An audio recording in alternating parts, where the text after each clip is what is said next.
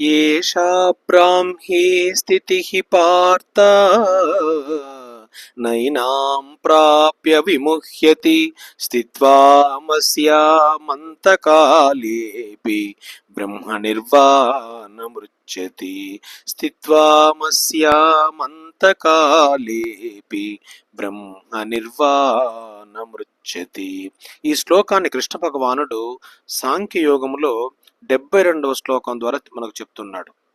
సాంఖ్యయోగంలో 72వ శ్లోకం ఏం చెప్తున్నాడు? అర్జున, బ్రాహ్మీ స్థితి అంటే ఏమిటి? బ్రాహ్మీ స్థితి అంటే, ఈ బ్రాహ్మీ స్థితి అంటే ఇంద్రియాలను అదుపులో పెట్టుకుని ఒక ఆసనంలో కూర్చొని భ్రూమధ్యన దృష్టి పెట్టి సదా ఆ ఆత్మయందే రమిస్తూ రమిస్తూ ఉండడం. అంటే ఇంద్రియాలు అదుపులో ఉండాలి, మనస్సు బుద్ధి మన పరిధిలో ఉండాలి.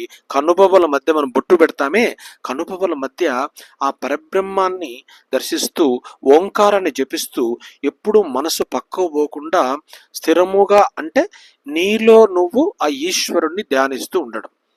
ఓం నమ శివాయ అంటే కనుబొమ్మల మధ్య శివలింగాన్ని చూస్తూ ఉండడం. ఓం శ్రీమాత్రే నమః అంటే కనుబొమ్మల మధ్య అమ్మవారిని చూస్తూ ఉండడం. ఓం నమో భగవతే వాసుదేవాయ అంటే కనుబొమ్మల మధ్య కృష్ణ భగవానుని చూస్తూ ఉండడం.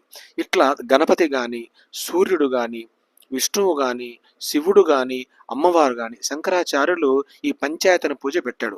5 మందిని పూజ చేయమన్నాడు. కాబట్టి నీకు నచ్చిన రూపాన్ని నీ హృదయములో ఆ కనుబొమ్మల మధ్య ఆ పరబ్రహ్మాన్ని చూస్తూ ఓంకారాన్ని జపిస్తూ నిరంతరము ఇంద్రియాలను అదుపులో పెట్టుకొని ఎవరైతే చక్కగా ధ్యానిస్తూ ఉంటాడో అటువంటి వాడు అంత్యకాలంలో కూడా ఆ బ్రాహ్మీ స్థితి యందు స్థిరముగా ఉంటాడు. అటువంటి వాడు ఆ పరబ్రహ్మ ఆనందాన్ని పొందుతాడు. అంటే బ్రాహ్మీ స్థితిని పొందిన యోగి ఎప్పుడూ ఆనందముతో ఓలలాడుతూ ఆ పరబ్రహ్మ స్థితిని పొందుతాడు. హరి ఓం తత్సత్.